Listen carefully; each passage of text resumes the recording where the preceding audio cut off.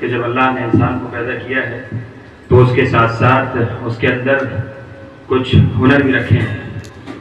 بسا اوقات وہ انسان اس ہنر کو آزما کر کے اور اس ہنر کو جو ہنر اللہ نے دیا ہے اس کو صحیح طریقے سے انجام دے کر کے وہ انسان بڑا مقرر بھی بن سکتا ہے اور اس ہنر کے ذریعے سے بڑا ماہر بھی بن سکتا ہے۔ لیکن بسا اوقات انسان ہوتا یہ ہے کہ جو اللہ نے ہنر دیا ہے اس ہنر سے نہ وہ فائدہ اٹھا پاتا ہے اور نہ ہی وہ اس کو انجام تک پہنچا پاتا ہے، تو پھر اس کا نتیجہ یہ ہوتا ہے کہ پھر وہ انسان اس میدان میں پیچھے رہ جاتا ہے۔ تو اسی لیے مدارس میں جو نصاب تعلیم ہے اور نصابی گھنٹے ہوتے ہیں، جو نصاب کے علاوہ جو دیگر سرگرمیاں ہوتی ہیں وہ اسی لیے ہوتی ہیں تاکہ جو ہمارے طلباء ہیں، جو ہمارے ساتھی ہیں، جو ہمارے پڑھنے والے ہیں، وہ ہر میدان میں اور جو زندگی کے جتنے بھی شعبے ہیں ان میں جتنا ہو سکے وہ اس میں کامیاب ہو سکیں۔ تو آپ کسی بھی ادارے سے لے کر کے جامعات تک چلے جائیے، وہاں اس طریقے کا کوئی نہ کوئی پروگرام ضرور ہوتا ہے۔ اب اگر آپ اسکول میں جائیں تو اسکول میں دوسرے طریقے کے پروگرام ہوتے ہیں بچوں کے اندر سے جھجک کو ختم کرنے کے لیے۔ آپ مدرسے میں آئیں گے تو مدرسے والے آپ کے لیے خطابت کا پروگرام کرواتے ہیں، کتابت کا کرواتے ہیں، بزم شکلی کرواتے ہیں، سلمانی کرواتے ہیں، اسی طریقے سے اشعار کے کرواتے ہیں، تاکہ یہ ہے کہ کسی بھی طریقے سے آپ کے اندر کی جھجک ختم ہو جائے اور پھر جب آپ لوگ جب عملی میدان میں جائیں اور جب دنیا کے سامنے جائیں تو دنیا کے سامنے اچھے طریقے سے اور ایک نگینہ بن کر جائیں اور ایک آپ ہیرا بن کر جائیں، اور اس سے نہ آپ کے ادارے کی بدنامی ہو، نہ آپ کی بدنامی ہو، اور نہ آپ کے معاشرے کی بدنامی ہو، نہ آپ جس ادارے میں پڑھ رہے ہیں اس کی بدنامی ہو۔ جب آپ اس طریقے کی سرگرمیوں میں حصہ لیں گے اور اس طریقے کی سرگرمیوں میں حصہ لے کر کے بڑھ چڑھ کر حصہ لیں گے اور اس میں خوب اچھے طریقے سے آپ اپنا کردار ادا کریں گے تو اس سے آپ کی بھی تعریف ہوگی، آپ کے ادارے کی بھی تعریف ہوگی، آپ کے ادارے کا نام بھی ہوگا اور آپ کے ادارے کو اللہ رب العالمین شہرت سے بھی نوازیں گے۔ لیکن جب کمی ہمارے اندر ہی ہوگی، جب ہم خود کچھ کرنا نہ چاہیں تو پھر اس سے بدنامی ہماری ہوگی اور پھر ہمارے ادارے کی بدنامی ہوگی۔ اسی لیے جتنا ہو سکے ان سب چیزوں پہ انسان کو توجہ دینی چاہیے۔ نصاب ٹھیک ہے، نصاب آدمی کو پڑھے اور نصاب پڑھنا چاہیے، اس کے ذریعے سے اللہ رب العالمین علم عطا کرتا ہے اور اس سے اللہ رب العالمین جو ہے علم عطا کرتا ہے اور علم کی چیزیں آتی ہیں۔ لیکن جو دیگر سرگرمیاں ہوتی ہیں جو نصاب کے علاوہ ہوتی ہیں، اس کے ذریعے سے عملی میدان میں انسان کو کیا کرنا ہے اور کیا نہیں کرنا ہے، اس سے اس طریقے کا انسان کے اندر وہ پیدا ہوتا ہے، ایک تڑپ پیدا ہوتی ہے اور ایک کوشش پیدا ہوتی ہے، اور پھر اس طریقے سے انسان وہ کرتا جاتا ہے اور پھر معاشرے میں جب لوگوں کو فیس کرتا ہے، جب لوگوں کا سامنا کرتا ہے تو پھر اس سے کوئی دقت پیش نہیں آتی ہے۔ سب سے پہلی چیز تو یہ ہے کہ جب ہم تقریر کرنے آئیں تو ہمیں کھڑا کس طریقے سے ہونا ہے، تقریر کرنے کے بھی آداب ہوتے ہیں، ورنہ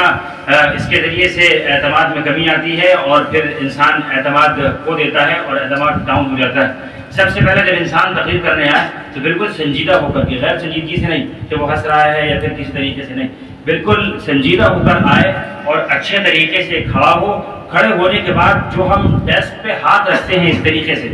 دونوں ہاتھ اس طریقے سے رکھتے ہیں، اس طریقے سے نہیں رکھنا چاہیے۔ جب آپ اس طریقے سے آپ وہاں رکھیں جہاں بہت بڑا پروگرام ہو، جہاں کیا کہتے ہیں کوئی مقابلہ چل رہا ہو، اس سے یہ ہوتا ہے کہ اعتماد جو ہے وہ بہت اوپر چلا جاتا ہے۔ جب آپ اس طریقے سے ہاتھ رکھیں گے، دونوں ہاتھ اسٹیج پر رکھتے ہیں، تو اس سے جو اعتماد ہوتا ہے وہ بہت ہائی چلا جاتا ہے، اور جب یہاں آپ کا اعتماد ہائی چلا جائے گا پھر آپ سب بھول جائیں گے، اور اگر اعتماد ڈاؤن ہو گیا تب بھی بھول جائیں گے۔ تو اعتماد کو بالکل اپنے مینج پر رکھنا ہے، بالکل اعتماد کو اعتدال پہ رکھنا ہے۔ اس کے لیے آپ آئیے، ہلکا سا ہاتھ رکھیے، اور ہاتھ رکھنے کے بعد جو تقریر کا ریدم ہے اور جو تقریر میں الفاظ استعمال کیے گئے ہیں اور جو تقریر میں جو الفاظ استعمال کیے گئے ہیں اس کے مطابق آپ کو ہاتھ ہلانا ہے۔ ابھی دیکھیے آج جتنے بچوں نے تقریر کی سب آئے اور نے تقریر کی اور بالکل وہ چلا کر کے، یا پھر جو بہت سے لوگوں نے اعتدال میں اور بہت سے لوگوں نے خاموشی تقریر کیا وہ آ کے بیٹھ گئے، نہیں ایسا نہیں، بلکہ تقریر کیجیے۔ تقریر جب آپ کر ہی رہے ہیں تو اس میں تھوڑی سی محنت ہم کر سکتے ہیں۔ جب ہم تقریر یاد ہی کر رہے ہیں تو پھر ہم تھوڑی سی محنت کر سکتے ہیں۔ محنت وہ یہ ہے کہ ہم کسی کو تقریر سنا لیں، تقریر سنانے کے بعد اس سے انداز پوچھ لیں کہ بھائی انداز کس طریقے سے ہونا چاہیے، کس طریقے سے تقریر کرنا چاہیے، کہاں پہ آواز اٹھانی ہے، کہاں آواز گرانی ہے، یعنی الفاظ کا جو زیر و بم ہے اور آواز کا جو زیر و بم ہے اور جو الفاظ کا ردم ہے اس کو کس طریقے سے برقرار رکھنا ہے، یہ آپ اپنے استاد کے پاس جائیے جس کو آپ بہتر سمجھتے ہیں، جس کو آپ سمجھتے ہیں کہ ہاں ان کے پاس جانا چاہیے، یہ اچھا بتا سکتے ہیں، آپ ان کے پاس جائیے۔ ان کے پاس جانے کے بعد آپ ان کو تقریر سنائیے اور سنانے کے بعد پھر آپ کو وہ جو بتائیں اس پر عمل کیجیے۔ جب آپ اس پر عمل کریں گے تو انشاءاللہ 3 سے 4 ہفتے میں آپ کا اعتماد بھی بحال ہو جائے گا اور پھر آپ تقریر کرنا بھی سیکھ جائیں گے دھیرے دھیرے۔ ورنہ اگر آپ جس طریقے سے کر رہے ہیں رسمی، اس طریقے سے کرتے رہیں تو 3-4 سال گزر جائیں گے، وہی پھر اعتماد ڈاؤن اور وہی اعتماد کی بحالی قائم نہ رہنا، یہ ساری چیزیں پھر قائم رہتی ہیں۔ دوسری چیز یہ ہے کہ جب ہم تقریر کرنے آئیں تو تقریر میں قرأت نہ کریں۔ تقریر ہم کرتے ہیں تو قرأت نہ کریں، جو اس میں قرآن کی آیت ہے، قرآن کو یعنی قرأت کے ذریعے سے پڑھنا چاہیے، وہ ٹھیک ہے، لیکن تقریر کا معیار الگ ہے۔ جب آپ تقریر کریں گے تو اس میں قرأت کر رہے ہیں، پھر قرأت کرنے کے بعد پھر آپ کو اسی طریقے سے آ رہے ہیں کہ پہلے جس طریقے سے تقریر کرتے ہیں اسی طریقے سے آ رہے ہیں، تو اس طریقے سے پھر جو تقریر کا جو معیار ہے وہ گر جاتا ہے۔ تو آپ قرآن کو بھی بالکل اسی انداز میں پڑھیے، اسی ردم میں پڑھیے اور اسی طرز میں پڑھیے جس طریقے سے آپ تقریر کر رہے ہیں، ٹھیک ہے۔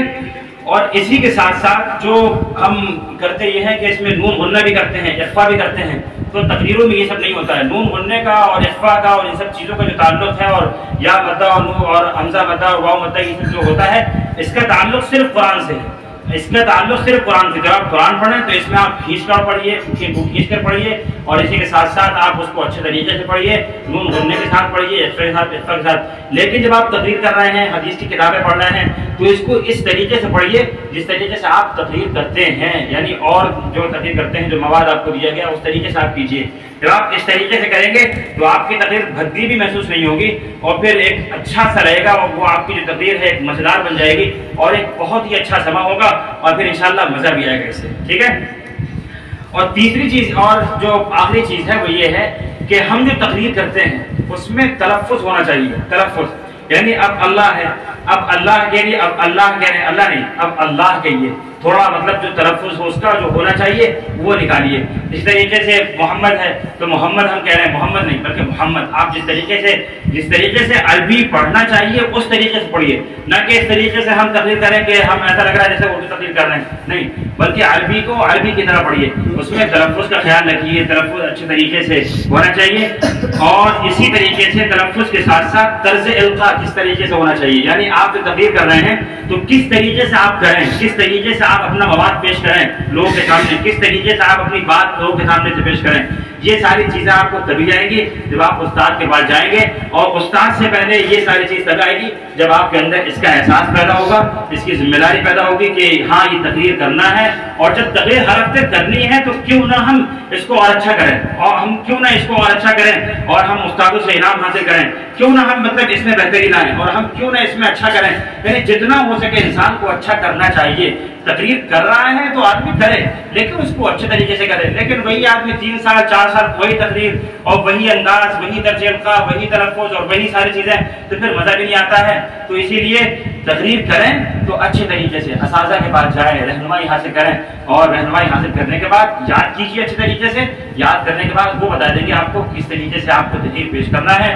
کس طریقے سے ان الفاظ کے تلفظ آپ کو نکالنا ہے، کس طریقے سے آپ کو یعنی دنیا کے سامنے پیش کرنا ہے۔ اور اعتماد کی بحالی بہت بڑی چیز ہے، اعتماد یعنی بہت سی چیزوں سے ڈاؤن ہو جاتا ہے۔ ایک بتایا میں نے کہ جب آپ ہاتھ رکھ رہے ہیں تو اس سے اعتماد بہت اوپر پہنچ جاتا ہے، اور جب آپ نیچے رکھ رہے ہیں بالکل ہاتھ ہلا بھی نہیں رہے ہیں، خاموشی سے کھڑے ہوئے اسٹیچو بن کر کے اور مجسمہ بن کر کے، تو اس سے اعتماد کیا ہو جاتا ہے، بحال نہیں رہتا ہے، اس سے اعتماد ڈاؤن ہو جاتا ہے۔ تو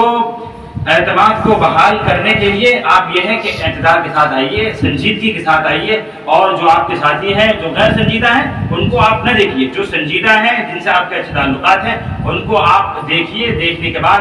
آپ ان کے چہرے کے ایکسپریشن کو دیکھیے، ان کے چہرے کے تاثر کو دیکھیے کہ وہ تاثر یعنی کس طریقے سے وہ دے رہا ہے۔ اگر تاثر ان کا اچھا ہے تو اس کا مطلب یہ ہے کہ آپ کی تقریر اچھی چل رہی ہے، لیکن اگر اس کا تاثر اچھا نہیں ہے اور وہ غیر سنجیدگی کا مظاہرہ کر رہا ہے تو آپ یہ سمجھ لیجیے کہ آپ کی تقریر بہتر نہیں ہے، چاہے آپ کتنوں چلا رہے ہیں، آپ کتنے اعتدال کے ساتھ کر لیں، کتنی دھیری کر لیں، کہ یعنی آپ کس طریقے سے بھی تقریر کر لیں، لیکن اگر سامنے والے کے تاثرات اچھے نہیں ہیں تو پھر وہ تقریر بھی بہتر نہیں ہو سکتی ہے۔ تو ان سب باتوں پر عمل کیجیے گا، امید ہے کہ انشاءاللہ اگلے ہفتے سے یہ ساری چیزیں دیکھنے کو نہیں ملیں گی۔ اللہ رب العالمین ہم سب کو عمل کی توفیق نصیب فرمائے۔ وآخر دعوانا الحمد للہ۔